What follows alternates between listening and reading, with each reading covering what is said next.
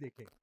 ये डिजिटल है, इस पे मैं फ़ोन भी सुन सकता हूँ और मुझे मीटिंग्स के रिमाइंडर्स भी आते हैं, ईमेल्स की नोटिफ़िकेशंस भी आती हैं। मतलब सब कुछ होता है इस पे। अरे वाह! आपको कोई बीमारी है? अगर है तो वो बताएं, ये घड़ी बेचना बंद करें।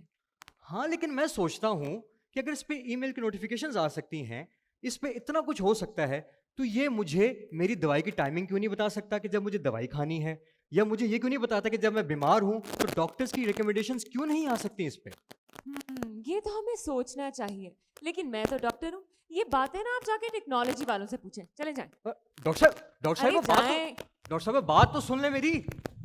एंड हमारे पास वाकई टेक्नोलॉजी से लोग आज मौजूद हैं and it is going to be our pleasure कि हमारे नेक्स्ट सेशन में हमारे पास वो शामिल हों और एक्चुअली हमारी ज़िंदगियां टेक्नोलॉजी से जिस तरीके से बदली हैं now that we are on the road तो we rely on technology now that we are offices we rely on technology at our homes we rely on technology so of course it is high time that we incorporate technology into our healthcare industry और जैसे कि हम पहले से इस journey के ऊपर बात कर रहे हैं कि पेशेंट एक्सपीरियंस को किस तरीके से टेक्नोलॉजी इनेबल किया जा सकता है specifically in Pakistan environment because बाकी दुनिया बहुत आगे जा चुकी है। उसके लिए मैं दरख्वास्त करूँगा साकिब साहब से कि वो तशरीफ़ लेकर आएँ। He is the country managing director of SAP। Please give a big round of applause to mister Saqib Ahmed. Thank you very much. Assalamu alaikum, everybody. We have talked about the challenges in the first panel. Let's talk about humans in this panel and the technology. जब भी हम technology की बात करते हैं, we are talking about end-to-end solutions. और specially जब health care summit में आकर हम टेक्नोलॉजी की बात करते हैं, तो सबसे पहले हमें ये समझने की ज़रूरत है कि every human is the mysterious man for this technology. You are judged by the numbers that your tests give.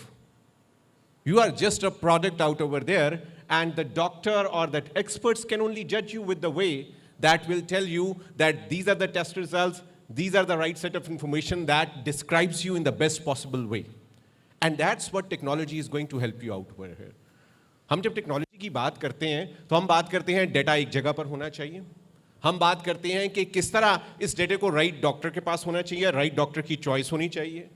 हम ये बात करते हैं कि किस तरह वो कनेक्शन अवेलेबल होना चाहिए from the patient to the doctor. We are talking about how that link go to the medicine. We also talk about that how technology can help you further of that medicine, talking about when the person is absolutely fine and then checking the preventive health care as well. It's a complete chain. When we talk about industries, we talk about hospitals, we talk about insurance companies, we talk about doctors, and at the end of the day, the most important person, we talked about the patient over here. That's what technology helps you. That's how technology enables you, and you need technology in every bit and part of this complete cycle, and that's where this technology company comes in. Let me get the panel today on the stage today. We have Arsalan Sahab, who is heading the overall digital as well as the ERP business segment from the Siemens Pakistan. I will request him to please come over on the stage. And we have Amir Saab, the managing director of Ericsson, overall over here. So I will request both the gentlemen to come over here and we start the discussion. I'll come over here with you. Please, Amir. Aye, please. Yeah, I will take that. Sure. Thank you very much. Assalam Sahab, we'll start the discussion from you, first of all. When we talk about technology and when we talk about digital transformation and we connect that to the healthcare, what is the first thing that you think as a technology experts this whole ecosystem needs? My only request is don't talk only about from the technology company, also talk about with the way as a patient you want the things to run as well. Both angles should be covered in that. Thank you, Saqib. First of all, I'm feeling like Munna Bhai of technology companies. Okay, on a personal note, I mean, what I prefer that my diagnosis should be speedy. Our diagnosis should be precise.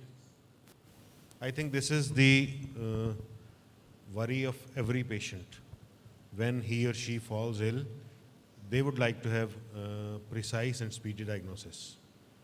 And this is our aim as a technology company, to see to it that how we can facilitate this, how we can work around solutions to provide this patient care to all our patients, irrespective of their locations. But I mean, what as a human being, the challenge we face is that we totally believe in status quo. We have a fear for change. Yes, the years of COVID have sped up this process, but we must all realize that the change is coming and the change is here to stay. Like for instance, I mean, it took telephone 75 years to reach 50 million households. A simple device, telephone. Similarly, it took World Wide Web 5 years to reach 50 million households. Can you guess how much time it took Pokemon to reach 50 million users? 5 days. So this really underlines not only the change mindset and the changed priorities, this also emphasizes that we should, I mean the older generations like me, not yours, you are the younger one, should come forth and adopt these technologies and these new emerging trends of social media. Yes, of course, there will be misuse of social media, as the learned panel before me has indicated. It will be there. But 80 to 90% of the times, we will be hitting the nail on its head. And that is why I think exposure to technology is important.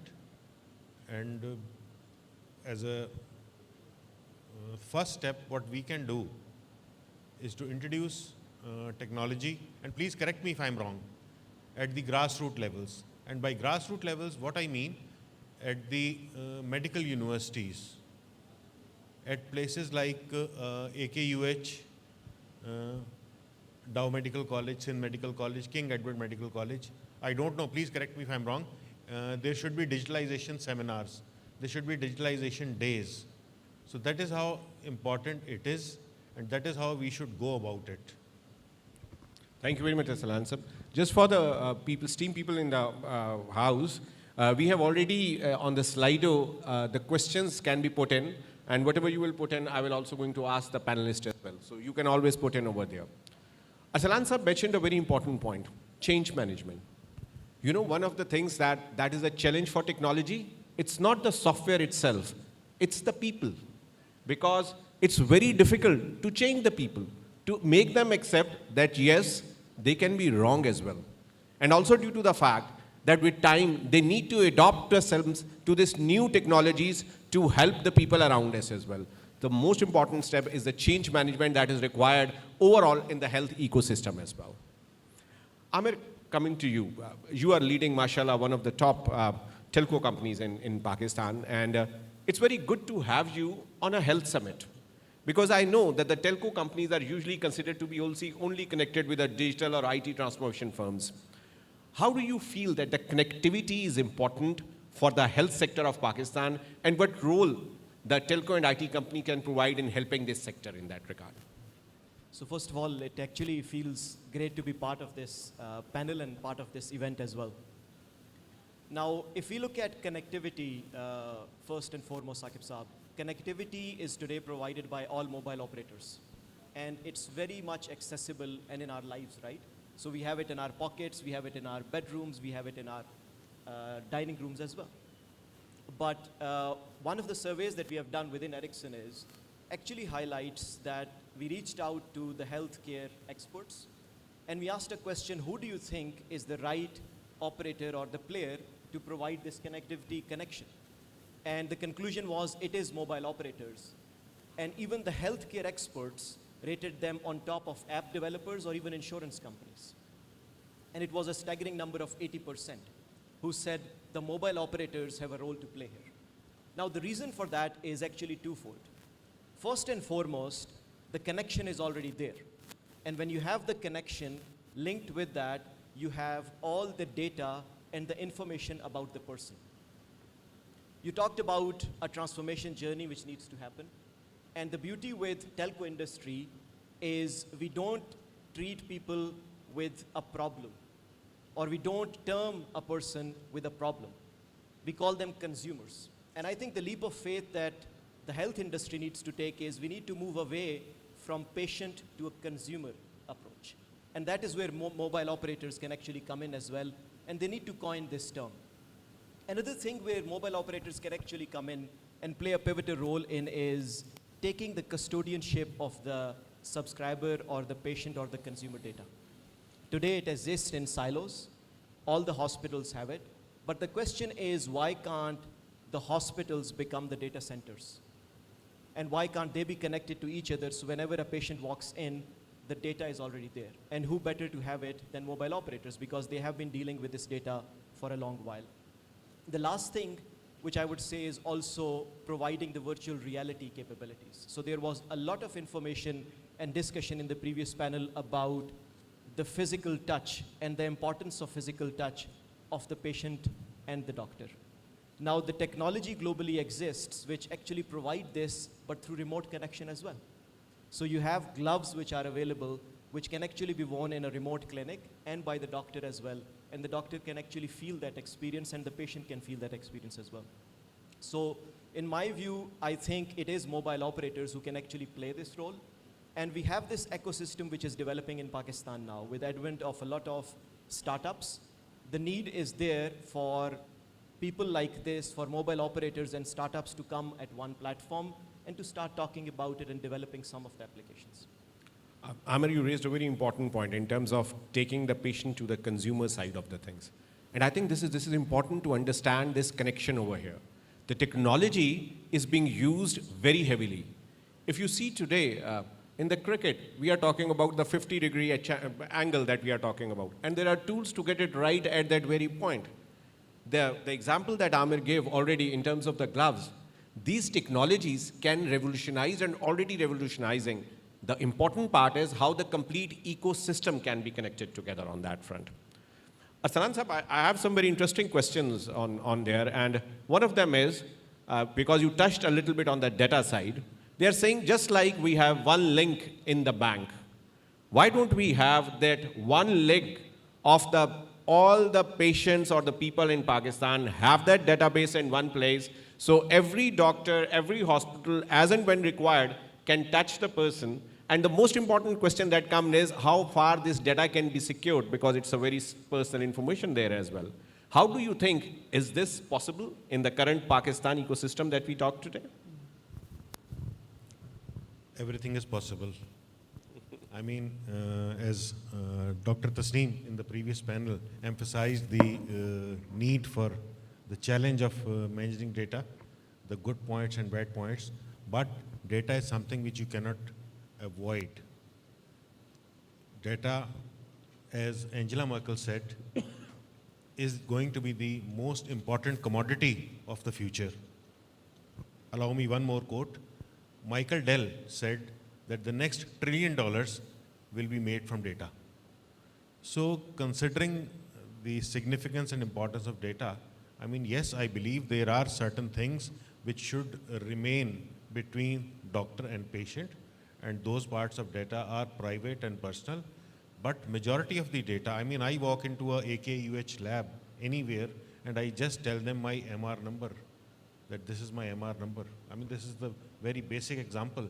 And I'm in a comfort zone that yes, when I quote my MR number, then they have my record for last 22 years. So this gives me as a patient a lot of comfort. So sharing this data with other institutions, because there cannot be AKUH everywhere. I'm sorry for taking specific names, but sharing this data across with the institutions like Tabba, like Ziauddin, can only help. It can only add to the value. So there can be a common portal, a patient portal. Yes, Nadra is one possibility. Amir is already smiling. He can perhaps quote further on that.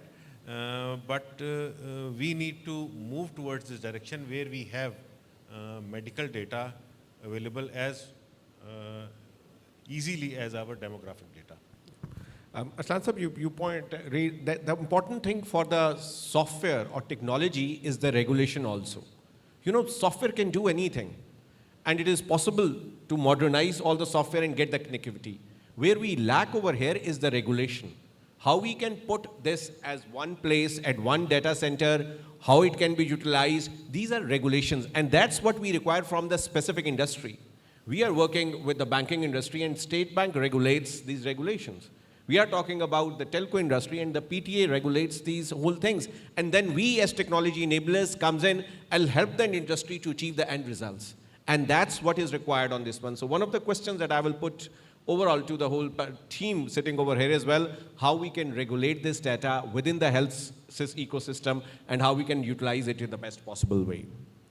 Amir, based on your last question, I have a question on the slide over here.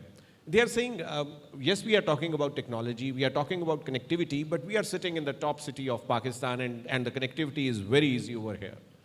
How can we connect to the far-flung areas of Pakistan and provide this telemedicine and these facilities over there? What is the telco industry doing to go beyond their profits and margins and working on specifically in the big cities and see how this can help the human factor that is required over here in the health sector? I think it's a very good point. So I think contrary to the health industry, which is working on a very good cause, telcos are run more as a profit and loss organization. And I think that's very obvious, right? So if I look at the study which was done globally, there is a potential of close to 80 billion US dollars up till 2026 if telcos just provide the connectivity. So the business is already there. It is just about developing those use cases and raising the education. There is nothing more other than this that the telcos have to do. Now, if we just take example of how 4G has really provided us with doing things that we are doing today. 5 years ago, no one could have envisioned the way we will be using WhatsApp or YouTube as we are using today. Even a plumber walks into our household today and the plumber is using WhatsApp. And he or she asks you to send the pictures and ask or fix the correction as well. Now, I think in some of the industries, we really have not been exploiting the full potential of this as well. And health, in my opinion, is one of them. I think the previous panel did mention that it was only done when we were forced to do. Now is the time when we really can be exploiting this potential as well. I'll also like to touch upon the point which was mentioned earlier as well. So I think in addition to having the data stored at a central repository, be it cloud or somewhere, is very important. But I think what is equally important also is doing a bit of data mining on that as well. And that is where the predictive cure comes into play. So when you have the data and when you have the family data for a person stored somewhere and you have algorithms running on top of it, you can already assess and tell that maybe if you don't do your checkup in this week or this month, you might have these symptoms showing up as well.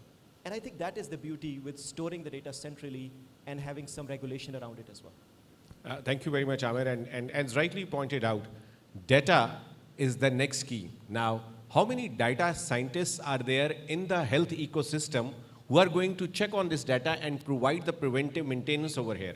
That's a question mark today.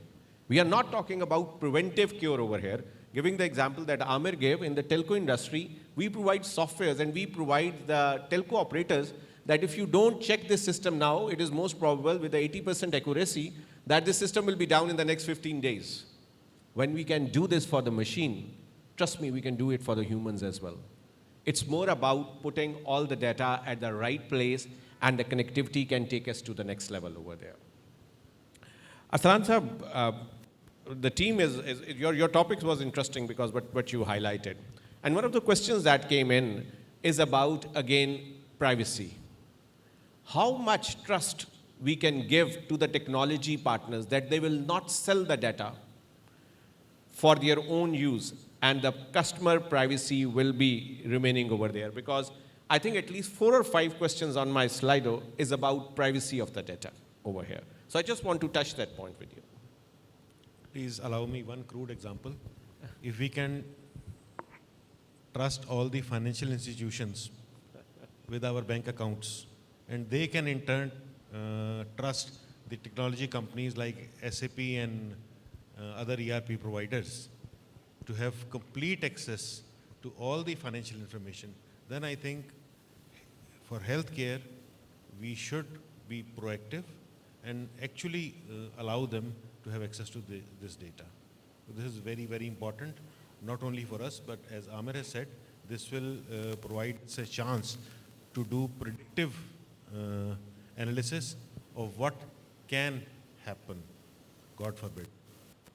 And I think it's important for the people in the summit to understand that these IT companies can now predict about a certain behavior to the extent of 80 to 82% accuracy based on the data that is available with them. That's huge. Today, these ITs and telco companies can also predict that if you buy a SIM today, how long you will be, how much money you spend, and when you will leave a certain operator, and what is required to be done to remain in that certain operator as well. All this is being done for the last 5-10 years now. If I just map it out over here in the health industry, and I will say, if we have the right set of data, we can predict, we can tell what is required as next, which doctor to go over there, what is that test, and the skit that came in between, exactly the point. You all have these health apps on your mobiles. How many of us use it as a user? How many of us put that wing that when our heart rate reaches on a certain point, please beep up because I need to make sure that I'm in the right state as well. It's about adaptability. It's about accepting the technology as well. Amir, coming back to you on that very front. You have been lived abroad as well. You have seen different health system as well. Can you tell us some good examples from your career where the health system and technology has worked together and helped the people around? Sure. So in my last assignment, I was actually based out of Turkey. And I think the example will come as a part of maybe a few later panels as well. But the good thing that I liked about the system in Turkey was their healthcare system is very centralized. So which means all the data related with patients is centrally stored, and they actually call it e-numbers. So if I walk into a clinic and I only have to give my national ID number, the doctor then connects with a system, and the doctor is able to get all the information to an extent that the doctor is able to see all the reports, the diagnosis, everything. Now, if I at any point in time need to access that data, I also have that access, which means whenever I need to go and look into my reports, it's very much over there. Another thing which was good about that was whenever there are any medical appointments which are scheduled, for instance, it was at the time of COVID vaccine, so based on my age group, based on my medical data, they actually slotted me in. And they prioritized some other groups based on that as well. So for me, I think this was something which was developed locally by Turkey themselves. And there is nothing which is missing in our country where we can't do it ourselves. I think from technology readiness perspective, from the capability perspective, everything is there. It's just about raising this awareness and maybe having a bit of will to develop this. I would also like to touch upon the point of privacy because I think that is important. I think privacy in healthcare is a bit more sensitive than in the consumer world. And the reason for that is because in consumer world, we are very much used to using Facebook, to Twitter and other applications where we don't pay anything. And in reality, what we are doing is we are signing up to an agreement which is 3 pages long, which no one reads. But we are giving away all the privacy rights and everything. I think in healthcare, it's a bit more sensitive. And if we as a country are not going to think about it, sooner or later, a corporate from outside is going to come and capture this. But I think the data really needs to reside within Pakistan and for health industry, because there is so much benefit that pharmaceuticals, insurance companies, doctors can actually get out of this. Arsalan Sahab, just talking on the same topic, we have so many different pillars within the health industry. We have hospitals, we have private doctors, we have insurance companies, we have health startups. All of them are looking forward to that one point where they can connect with. How technology can help each of these sectors? get an ERP. That would be, I mean, a very short answer. But yes, I mean, Saqib, I gathered from one of your presentations that I think 60%, more than 60% of world governments run on SAP. Similarly, if you, focus only on Pakistan, then I can safely say that 80% of the oil and gas industry is using an ERP, 100% of the financial institutions. What would be the percentage for healthcare institutions? Very less. I think it's very, very low.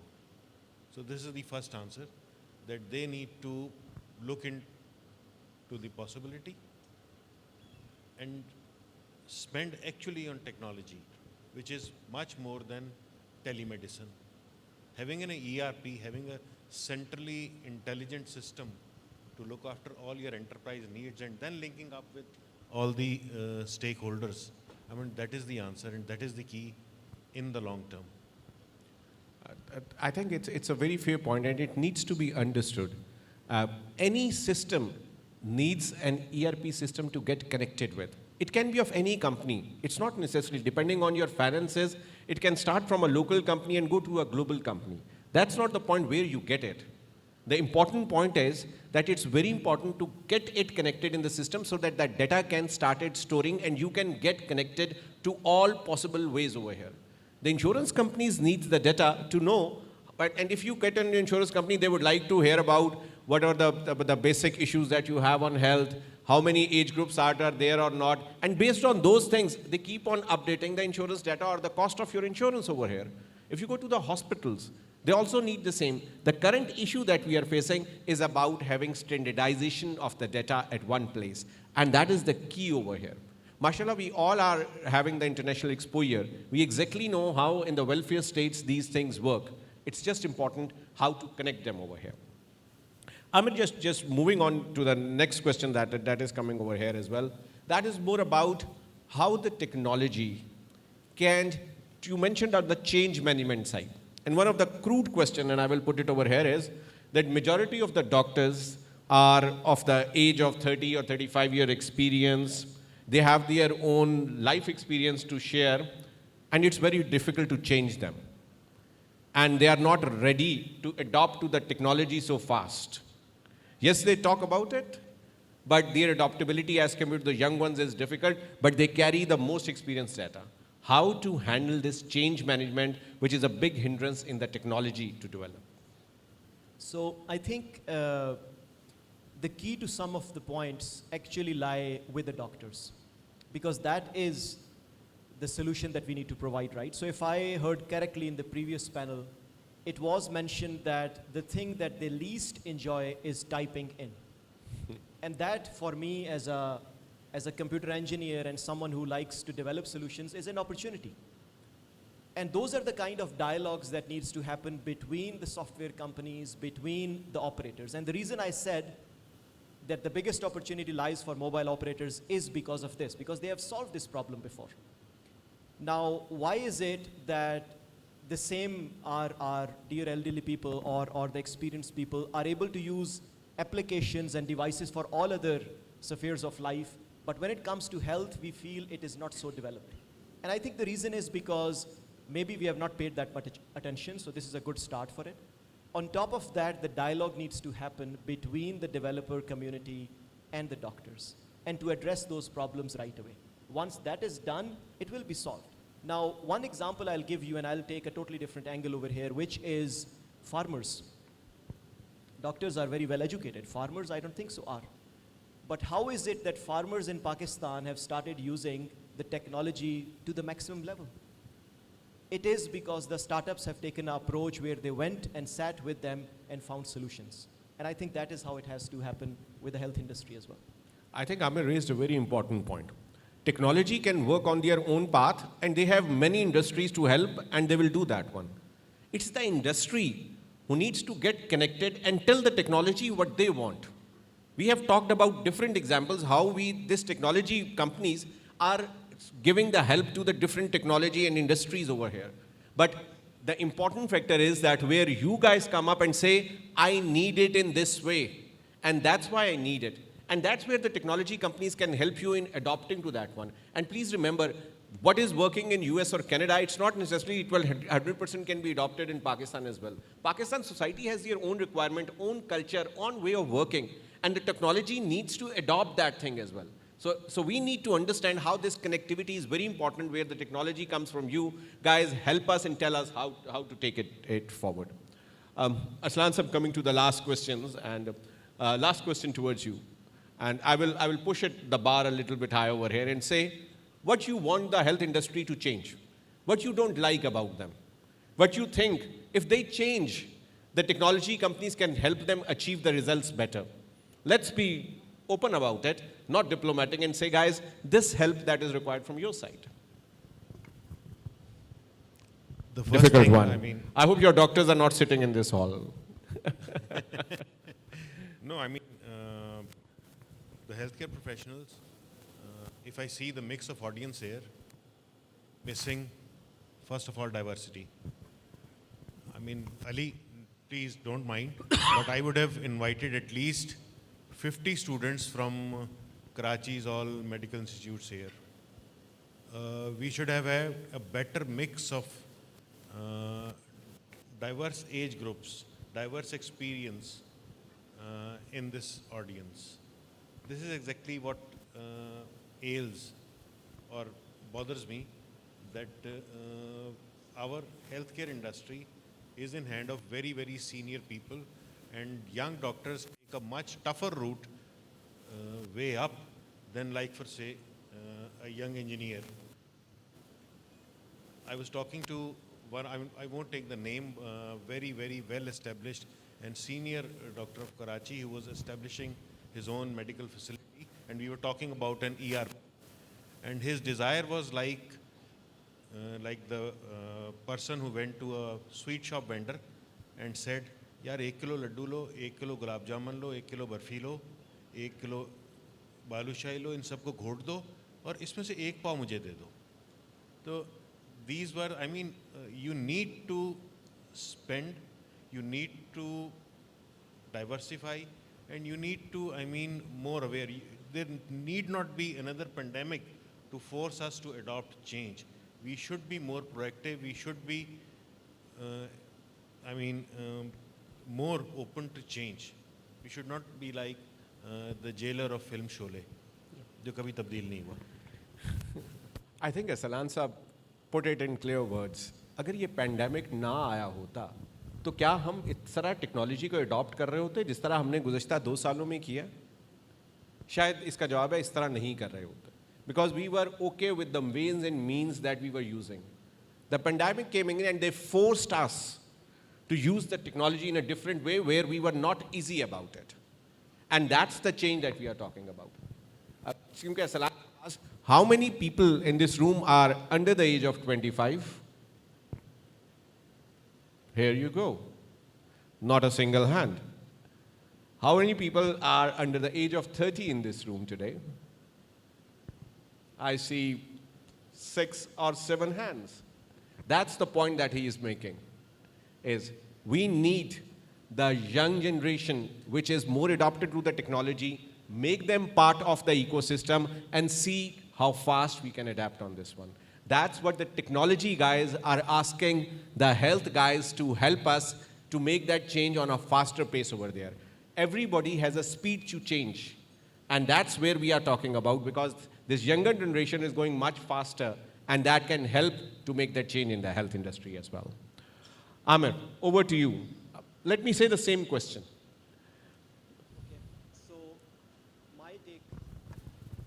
my take on this is, I think today, if I look at Pakistan, we are dear doctors, and I have all the respect for doctors, first and foremost. I think it's an occupation which is very holy, and it is an occupation which is very much dependent on experience. And I think there comes in the factor of age as well. But I think, having said that, we actually, or doctors actually get paid when someone is sick. If there is one thing I would wish we could change, it is when doctors get paid when people are healthy. I think you summed it up beautifully, but I think that is more a question towards the masses. It's absolutely true. We remember the doctor when we are sick or ill. We are not ready for the preventive maintenance of our lives. We are ready to change the oil of the car after every 5,000 kilometers, but we are not ready to go to the doctor after every 50 days just to see if I am working well or not. That's where the change needs to come, and that is required for everybody of us. I think the technology guys all sitting over here can tell you everything that you would like is possible in this technology. We can adopt to that one. We have been doing it. We have been doing it for all different industries. Just tell us what the change that will enable you to run faster, and we will adopt you. At the end of the day, we are a 220 million plus population. The people, and we have a lot of people. So our ratios will always be like this. But where we can help is the technology, which can help to reach to the people at the end and make that change that we are looking for. That's something that we are looking over. I thank you very much for my esteemed panel. Is there any question from, I've got the questions over here, but if there is any specific, we can take one last question as well if anybody want to. Good enough. Thank you very much, ladies and gentlemen. Thank you very much, sirs. I will request for shield distribution, Mr. Taqir Haksab, the CEO of Sante, to please come over and give shields to our esteemed panelists over here.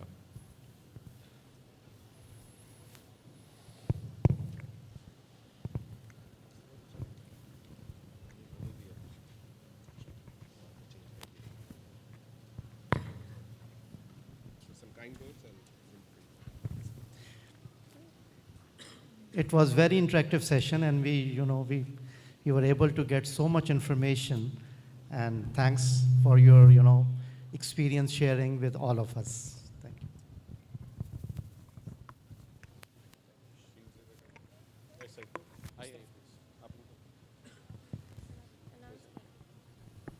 Arsalan Nokhesa from Siemens.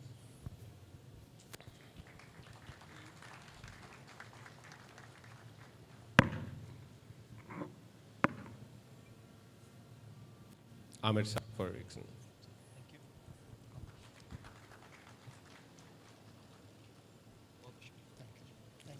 Thank you very much. Thank you very much. Thank you, Alan. And I must say, I've attended a lot of summits, but this is one where the interaction is very important, and the way they have designed it also put a lot of effort. So a big hand to Ali and the team for conducting this out over there.